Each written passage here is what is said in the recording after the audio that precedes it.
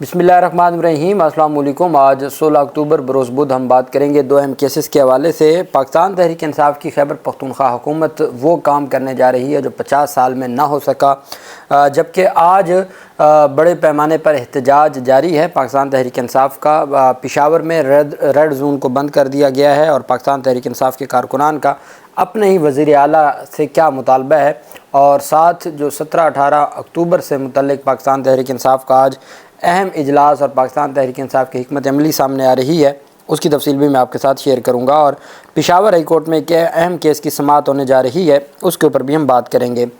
गैर कानूनी तौर पर कान कुनी करने का और सोना निकालने वाली जो मशीनें हैं उनको ज़ब्त कर लिया गया है और उन कंपनियों के ख़िलाफ़ बड़े पैमाने पर ऑपरेशन केपी हुकूमत ने शुरू कर दिया है और 200 से ज़ायद मशीनों को ज़ब्त कर लिया है। सूबे में गैर कानूनी कानकुनी के ख़िलाफ़ कार्रवाइयों के दौरान Musheer anti corruption establishment Mossadegh Abbasi की निशानदही और हदायत पर नौशहरा और कोहाट में गैर कानूनी तौर पर सोना निकालने वाली गैर कानूनी कंपनियों के ख़िलाफ़ ग्रैंड ऑपरेशन किया गया।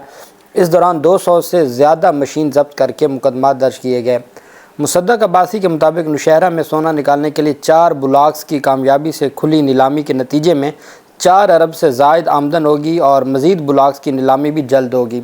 पाकिस्तान तहरीक इंसाफ की केपी हुकूमत ने जो सोना केपी से निकल रहा है उसमें 4 ब्लॉक्स की नीलामी की है। 4 अरब रुपए का हुकूमत केपी को रेवेन्यू मिला है और मज़ीद भी जो ब्लॉक्स हैं उनकी नीलामी से मुतल्लिक भी अब काम किया जा रहा है और उसके ऊपर भी वर्किंग जारी है।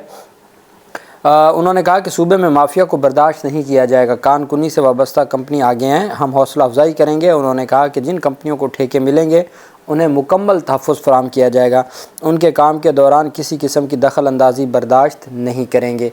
ये केपी हुकूमत की जानिब से अपने जो आवाम के लिए और अपनी धरती के लिए उनकी जानिब से जो काविशें हैं वो बेहतर अंदाज में आवाम की फलाह बहबूद के लिए अपना काम जारी रखे हुए हैं। दूसरी जानिब 50 साल के बाद एक कानून मंजूर होने जा रहा है केपी में खैबर पख्तूनख्वा असम्बली से। खैबर पख्तूनख्वा में 50 साल बाद असम्बली एक्ट तैयार किया गया है। खैबर पख्तूनख्वा में 1974 से इंतज़ामी मामलात असम्बली सेक्रेटेरिएट रिक्रूटमेंट रूल्स के तहत चलाए जा रहे थे। कानून नहीं था, एक्ट नहीं था, रूल्स के तहत रिक्रूटमेंट रूल्स के तहत असम्बली के मामलात चलाए जा रहे थे। खैबर पख्तूनख्वा की जानिब से एक्ट को सेक्रेटेरिएट एम्प्लॉइज़ एक्ट, जो असम्बली सेक्रेटेरिएट एम्प्लॉइज़ एक्ट 2024 का नाम दिया गया है। एक्ट के तहत तमाम इंतज़ामी और माली अख्तियारात स्पीकर के पास होंगे। एक्ट के मुसवदे के मुताबिक तैनातियों, प्रमोशन और इख्तियारात की मुंतकिली का अख्तियार भी स्पीकर, जैसे पंजाब में होता है इसी तरीके से केपी में भी स्पीकर के पास होगा। स्पीकर अख्तियारात का इस्तेमाल करते हुए मुशीर, कंसल्टेंट और एक्सपर्ट भी तकरीरी कर सकेंगे। और ये 50 साल के बाद पहली दफ़ा केपी असम्बली में ये कानून, ये एक्ट बनने जा रहा है।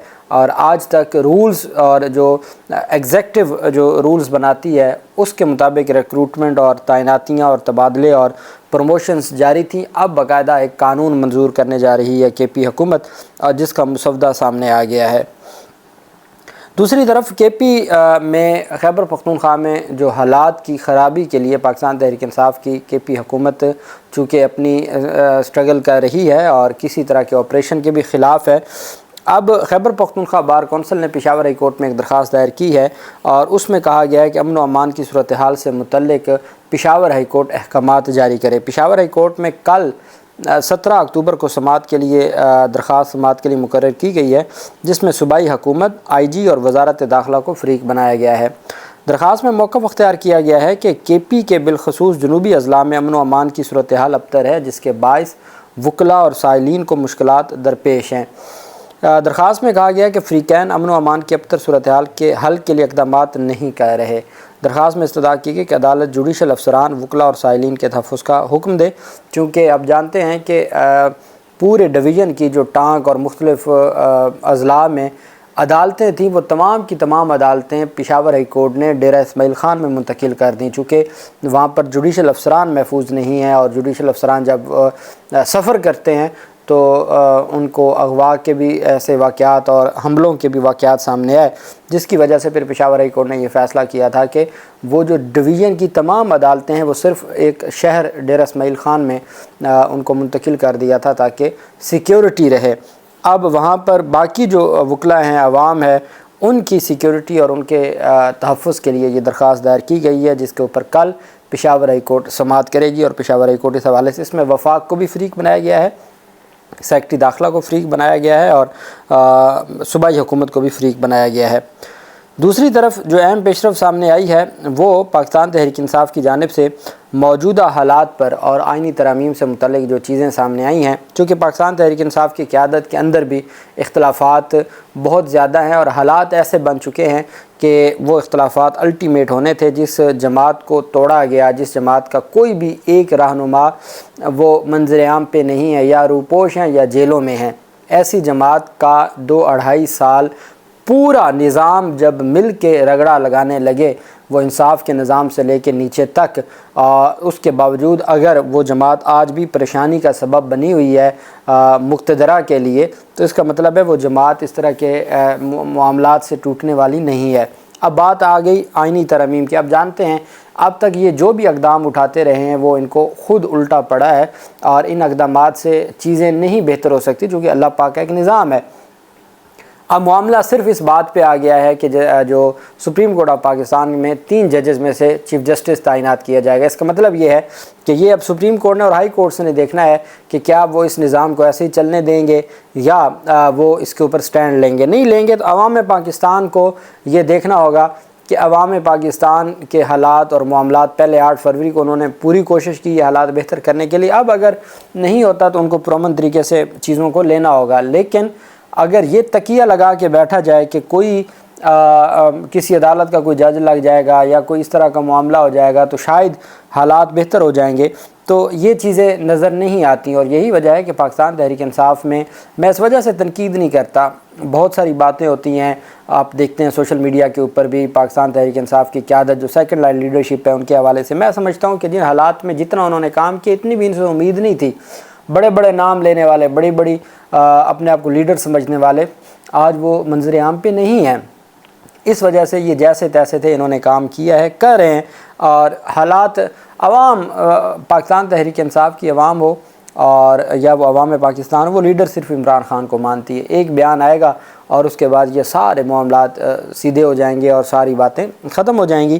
لیکن پاکستان تحریک انصاف کی جو قیادت ہے وہ اس انتظار میں، آج مولانا فضل الرحمان کی ملاقات ہے جاتی عمرہ نواز شریف کے ساتھ، پہلے الگ الگ ملاقاتیں ہیں اور پھر عشائیہ ہے نواز شریف کے پاس، جو ایک طرح سے سب آفس وزیر اعلیٰ کا بھی ہے اور وزیر اعظم کا بھی ہے، تو وہاں پر ایک ملاقات ہے، اور اس ملاقات میں مولانا فضل الرحمان ملاقات کے لیے جائیں گے، لاہور پہنچ چکے ہیں، اور ان کا مقصد ہے کہ وہ اپنی آئینی ترامیم کا جو مسودہ ہے اس کے اوپر بات کریں اور وہ منوائیں، جبکہ بلاول بھی ملاقات کریں گے، اور مجھے لگتا ہے کہ آئینی عدالت کے سے ہٹ کے آئینی بینچ تک معاملات طے پا جائیں گے، اور 3 ججز تک، 3 ججز میں سے کسی ایک کو نامزد کرنا، اور وہ کون نامزد کرے گا یہ بھی ایک بڑا سوال ہوگا۔